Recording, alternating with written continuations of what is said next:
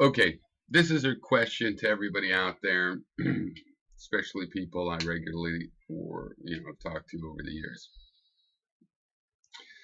I have long felt and said many times, advertising cannot fund social and political and philosophical conversation.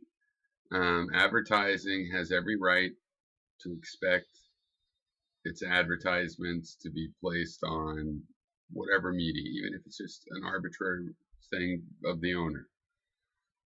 The owner doesn't like real estate and they don't want to appear on real estate ads. The owner doesn't like,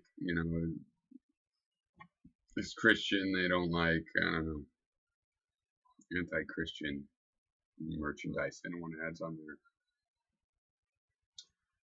They may not care whether it's going to hurt their sales or not. It could just be something they don't want to be associated with. It's also that possibly they don't want their customers to associate them with it. There is no way to make advertising a neutral monetization system. And it's inherently conservative in the worst way because it's not conservative to any good old thing that people want to hold around. It's conservative in the cynical way of whatever, tinkles people's bells. People like TNA, boom. There's going to be a lot of TNA. Some people will want to advertise on it. Other people might think, I don't know, culturally, maybe I shouldn't. We want our conversation to include anything. It should be able to include people wearing bunny hats or shaving their head, whatever, playing bad music, good music, whatever they want, right? And if somebody wants to make a career off of it, fine. There's various ways to do that separate from the conversation, right? We love artists that write novels and make their living that way and still are part of the conversation. And if you want to somehow get paid, let's say you're like, hey, I'm a voice in the wilderness, pay me. That's fine. And it should be like by Patreon and stuff. Now that monetization will still affect that particular person, but that's okay because not everybody would be doing it that way.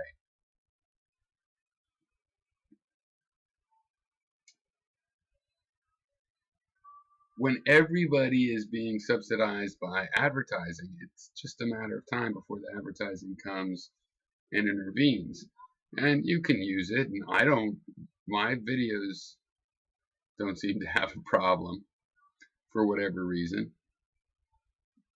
I don't think I'm breaking any of the monetization rules, but I don't monetize my videos, so I'm definitely catching a free ride on the bandwidth. Now, years ago, I calculated that my output at the time, which for years was something like averaging a video a day, a 5 to 10-minute video a day, which I didn't do every day, but I like tonight, when I'm in the mood, I do a bunch of them.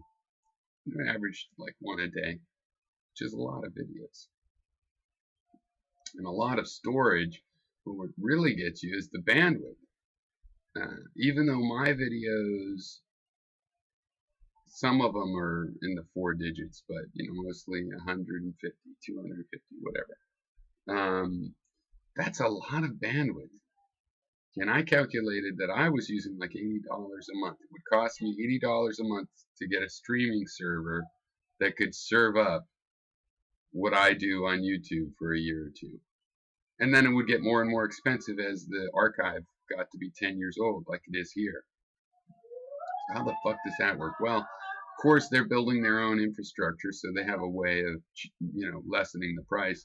But a lot of it has to do with YouTube hasn't been making money.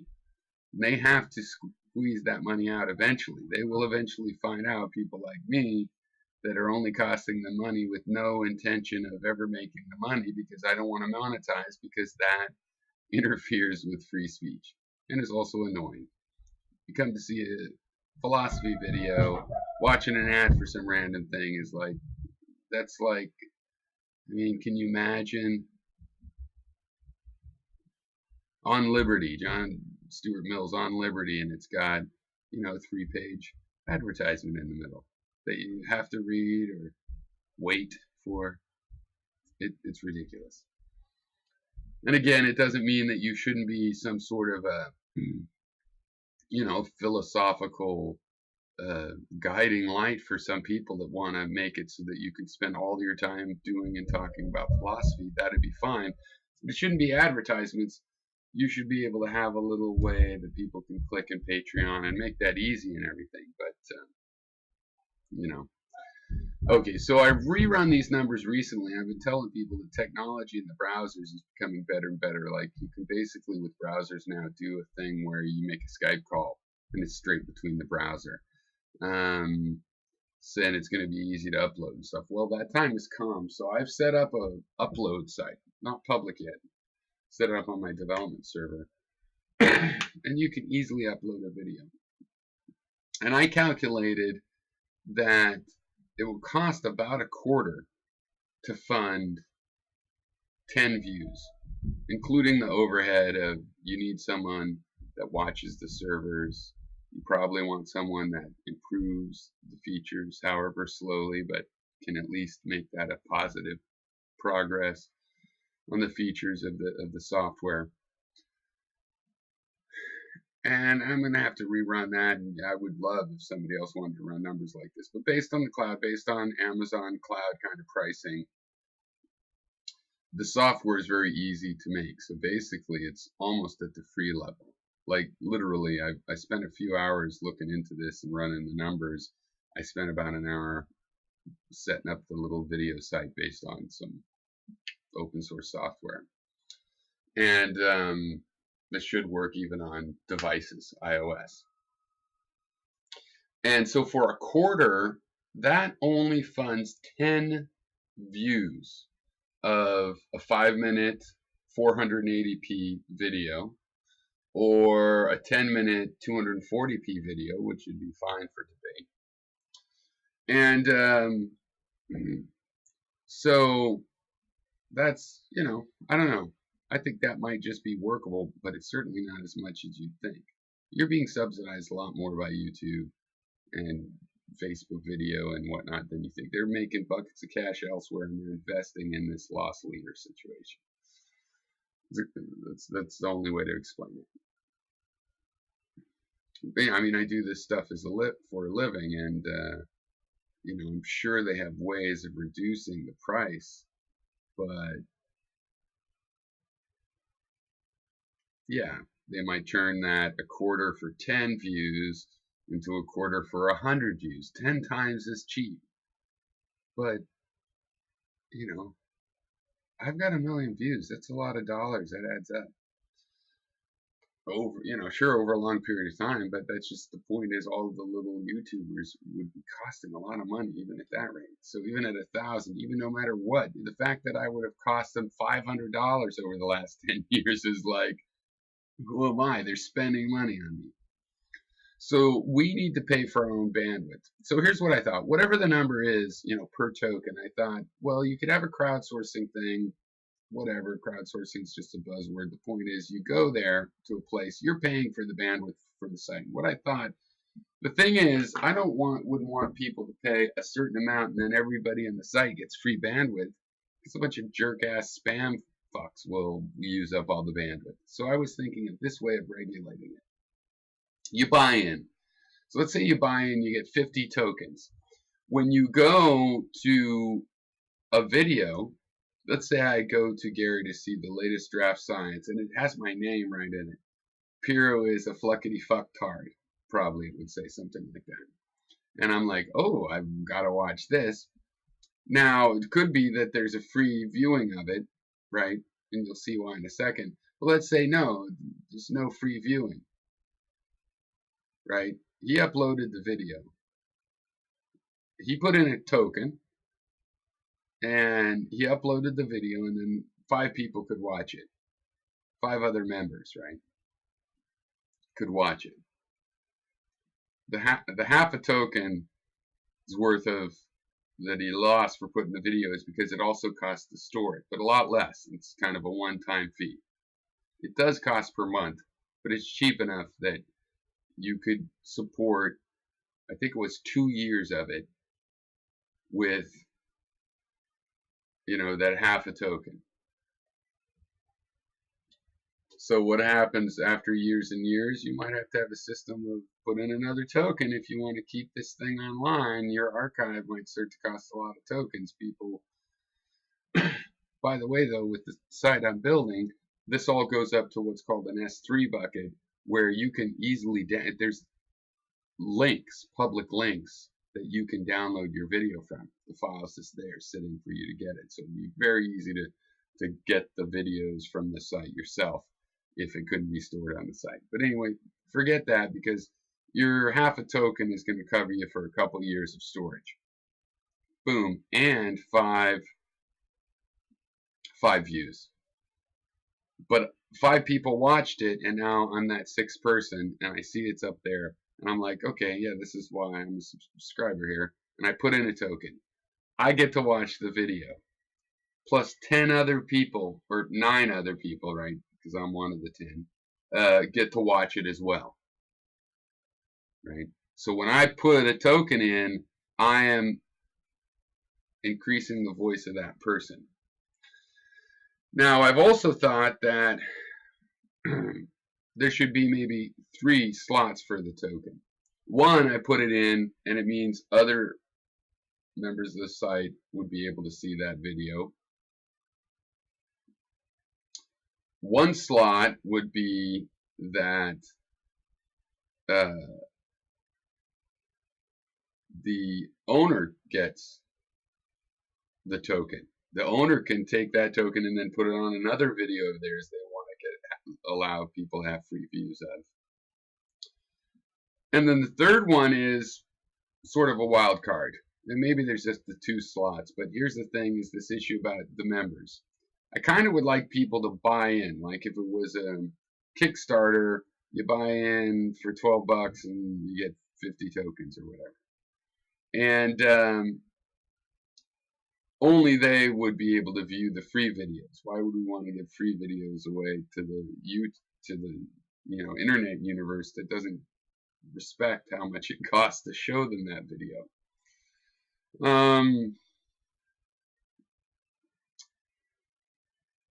So I'm thinking of maybe a 3rd slot where you can specifically do public views. Or I'm thinking maybe the video owner, when they create the video, can decide if they're public views or not. Right? So people that aren't signed up, that haven't bought in, don't have tokens. Haven't bought in, they don't have tokens, should they be able to watch it? But I think some economy of tokens, and maybe for a quarter, maybe you should be able to get 20 or 30. Maybe there's a way to get 20 or 30 views when all the people don't watch the whole video and there's leftover bandwidth, things like that, right? Maybe the overhead doesn't have to be as much. And certainly there's an economy of scale where if there were 10,000 people using a service like this, or even 1,000, then the percentage you're paying for improving it is going to be less and less, because one person with a certain amount of time can keep improving it, no matter how many people are using it. And so the overhead, and not just improving it, the real issue is not the improving. I mean, that is important because I think this would have to go somewhere, but it's just maintaining it. Things happen. The buckets off has to change, things it has to be maintained.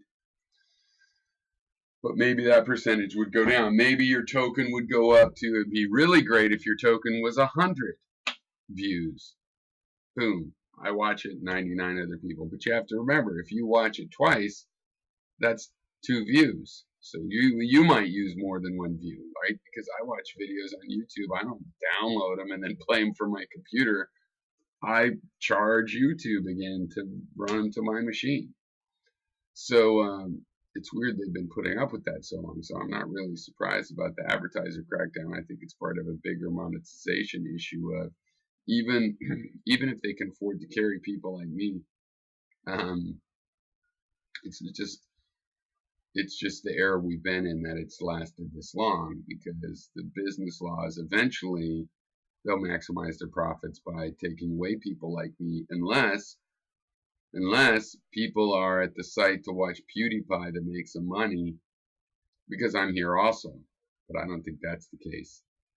I think that if they just had the money makers and the people that want it to be money makers, that'll be that would work, and that's their eventual inevitable model. We need to take our million or so selves of public debate enthusiasts, and we need to pay for our own bandwidth. And in terms of how to do that, I feel like if we make people, you pay not per month. I like paying for the tokens, and then it depends how much you pay a month, depends on how many tokens you use. Remember, you get to watch a lot of videos that are for free because somebody else wanted to watch it. But still, how many videos you watch would tend to, but also which videos you watch. Like maybe you would not want to use very many tokens at all after you bought the 12, so you're always watching free ones. Be interesting to see who the freeloaders and what, and if it mattered or not. But I like this because it creates an economy, or theoretically it could create an economy. I just thought of it a couple of days ago, whereby you could give tokens, to a particular YouTuber that you like. They might get so many tokens that they got this. Well, people don't even have to pay to watch their videos anymore, but they put in tokens because they like. You don't have to just put in a token to watch the video. You can say, ooh, I want to token into this. I want to spread this message. And then, so successful vloggers, or whatever you want to call it, their reward would be a bunch of bandwidth. They could give that bandwidth to other people. Gary could give bandwidth to Forever Wolf Films or whatever, or vice versa. And people would have to choose, and they would have to face what the cost of bandwidth is. And again, we do the math, and the math changes every year, it gets better and better.